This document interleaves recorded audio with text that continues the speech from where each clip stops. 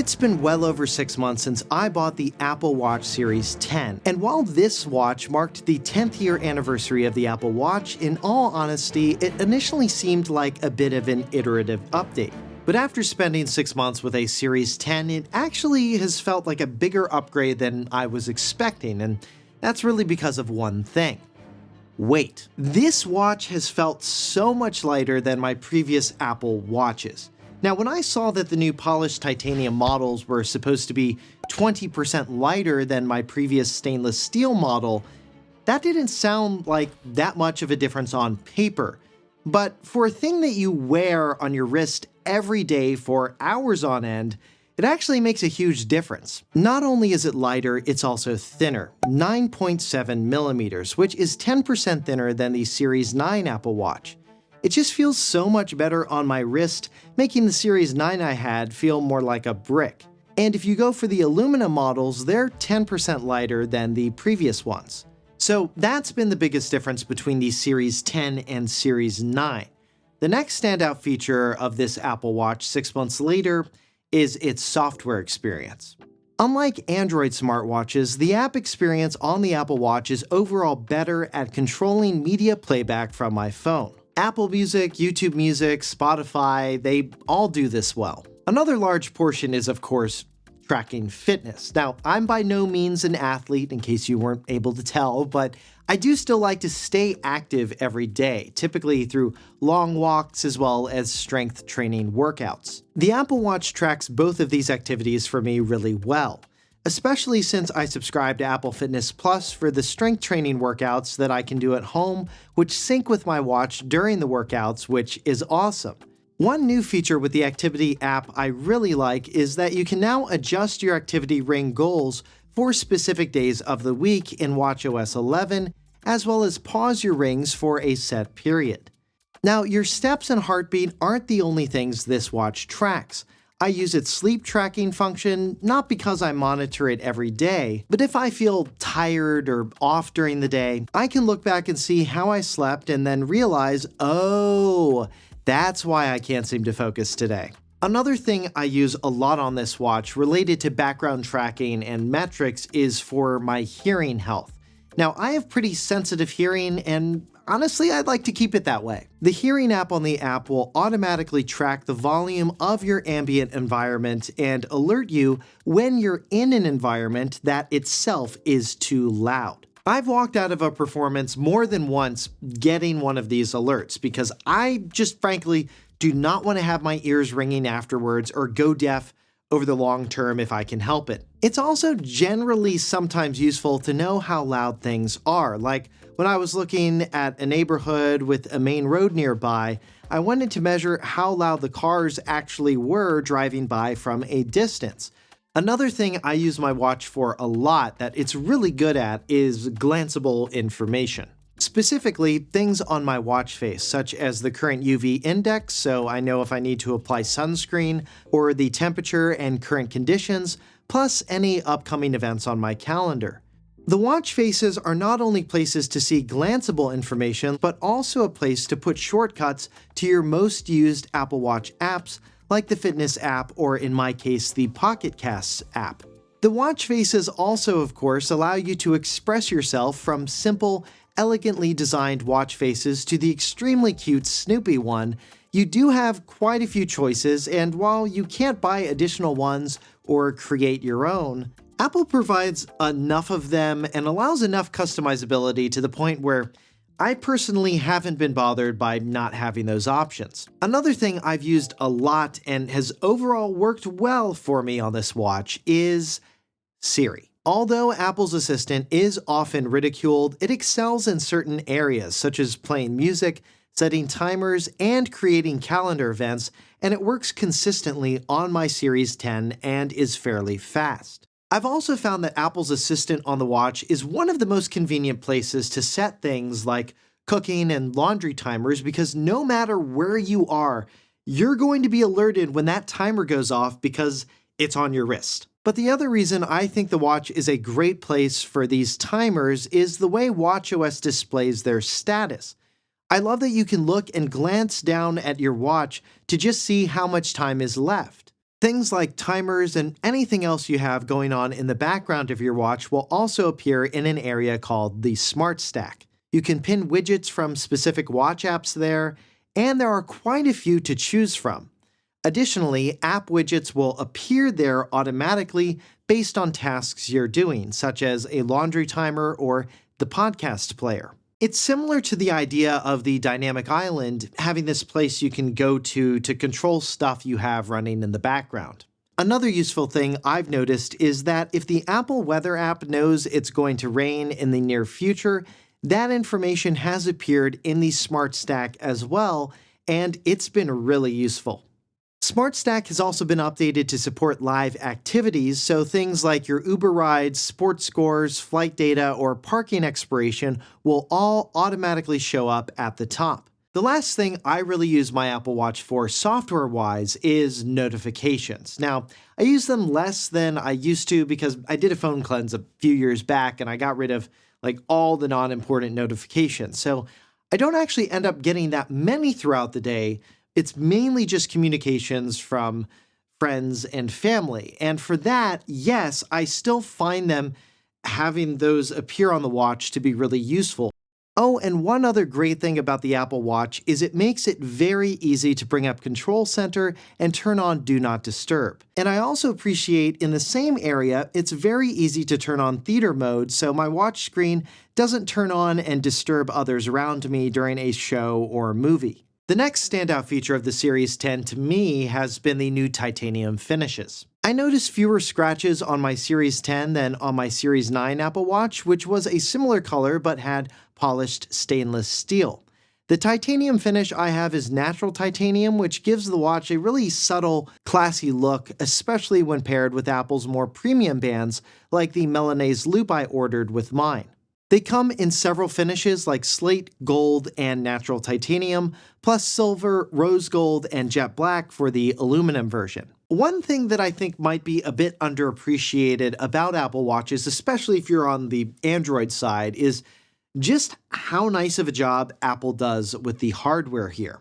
Up close, they're just gorgeous with this polished look, and they look like a premium product and exude, I would say, a little bit of a sense of luxury that I don't always get with other smartwatches I've tried and seen. And Apple's mechanism for sliding the bands on and off continues to be one of the best designed in the smartwatch category. If you're thinking about getting a band like the Milanese Loop or another one of the premium bands, by the way, pro tip, buy it bundled with the watch up front, and you'll end up saving about $50 US. That's at least the case here in the US, though it may differ in your country. Now, another thing I use my Apple Watch's fitness tracking data for is integrating it with the Levels app, who sponsored this video.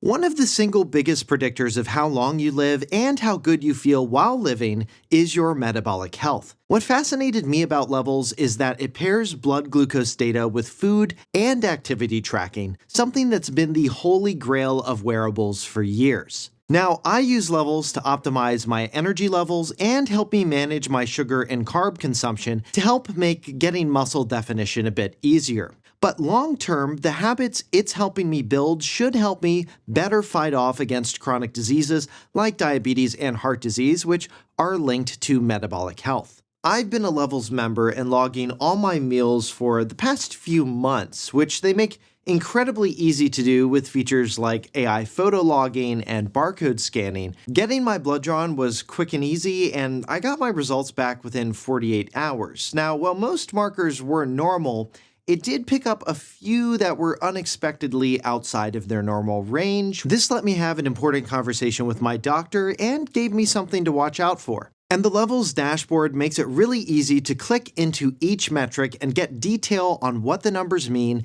and it's much more insightful than your typical lab result. If you're curious about knowing more about your health, you can get started on your Levels journey today by using our link. By doing that, you'll get an additional 2 months free on the membership, though only for a limited time. The next highlight with the Series 10 is the display. Apple claims the display shows more light from an angle and is 40% brighter when viewed from an angle, making it easier to read. And in my experience, when you're actually looking for it, yes, this is true, although I don't think it's something that I've really noticed much in using the watch over the past 6 months, because often when I'm glancing down at it and looking at it from an angle, the watch screen is dimmed. Where you notice this change more is when the watch is active and the display is brighter. The display itself is slightly larger than the previous few generations of Apple Watches, but it's not like a huge leap in size. So, what are some other things to know about this watch that I haven't already touched on yet? Well, the first one is battery life. Battery life on this watch easily lasts me all day and night. I only need to charge it when I take a shower in the morning for 15 to 20 minutes and again at night after a workout. Would it be ideal for smartwatches to last more than a day? Yes. However, I do think the utility that you get with an Apple Watch is worth the trade-off of having to charge it every day. Next, let's look at a few more things with watchOS 11 in this watch that you should know about. Like the new Tides app, which allows you to scroll through the next few days to get an idea of how large the tide will be and when low tide and high tide are. Something I used on my recent beach trip quite a bit, actually. Sleep apnea detection can identify instances where breathing stops repeatedly throughout the night. This is also available on the Series 9 and Ultra 2 watches, though, by the way. The Series 10 also has a new depth gauge that launches automatically when submerged, which is very cool, as well as a new water temperature sensor, perfect for water sports and activities. And cycle tracking has also been updated for those who ovulate and have a new focus on pregnancy. You can see your gestational age and track your pregnancy across all of your health charts. Another thing to note about this watch is with haptics. I've noticed that the haptics feel a bit stronger on this watch compared to my previous ones. Now, my guess is this is likely a result of Apple making the watch thinner than previous models, and for me, that's been a good thing because I found I'm less likely to miss notifications and alert haptics on this watch compared to past models. And the last thing I've really come to enjoy with this watch, and previous Apple Watches as well, to be fair, is precision finding. Because this watch, like iPhones and things like AirTags and AirPods, all have chips in them that allow precision finding, you can actually see the directions on the watch of where you need to turn to go find your device. So, what features have I not found myself using with the Apple Watch? First up is the Vitals app. It's meant to look at the background vitals for when you sleep, which I've only used once or twice when I was sick just to see if the Vitals app picked up anything, but overall, it's not something I've used that regularly or found that useful, though depending on your health and needs, that might not be the case for you. And just to note, many of these features are not exclusive to the Series 10, like the next one, Ultra-wideband HomeKey. This feature allows you to unlock your door as you approach it without needing to hold up your watch to the lock and then wait for it to unlock. Some new smart locks are coming out that'll support this later this year, and I'll leave a link to the part of my smart home guide video where I discuss them in detail in the description as well as the pinned comment for this video. Speaking of unlocking things, one thing I use all the time with my Apple Watch is to unlock Max, which works really well and is generally fast. Training Load is another one I haven't utilized as much. It's a new tool designed to help you see how the intensity of your workouts may impact your body over time. It's not in its own app or in the Vitals app, even though it links out to the Vitals app and looks kind of similar in its design. To get to it, you actually need to go to the Fitness app. But the main reason I didn't really use it is it doesn't really give you any analytics.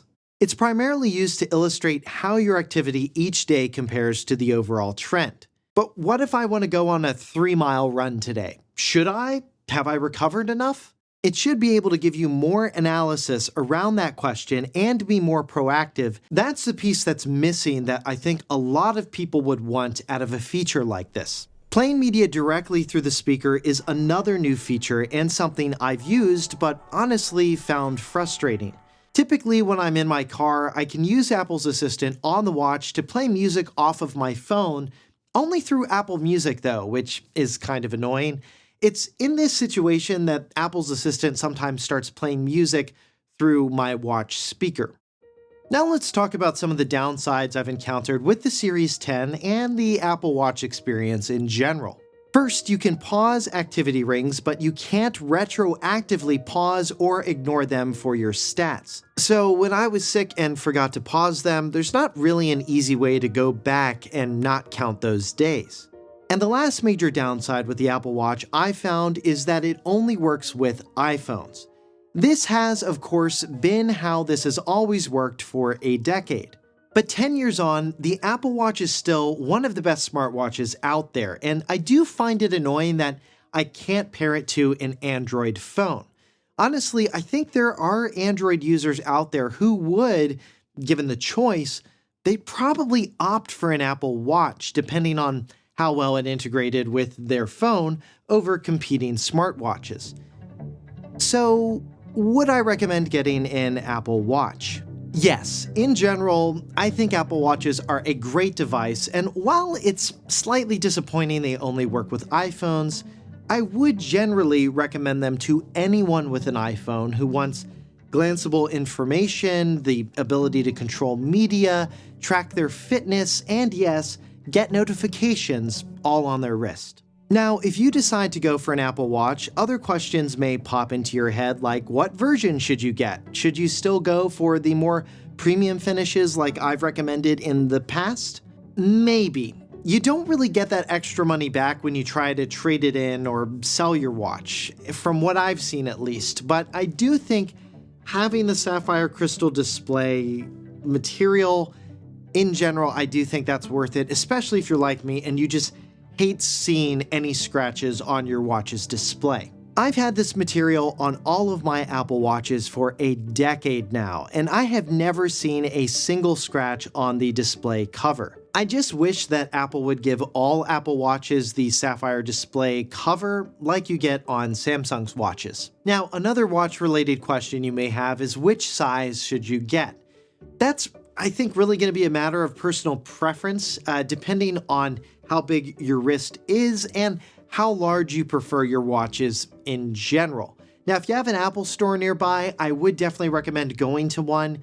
You can try on the two sizes there before ordering. Speaking of which, if you're in the market for a new Apple Watch, if you can, I would wait until the newer version comes out in or around September 2025.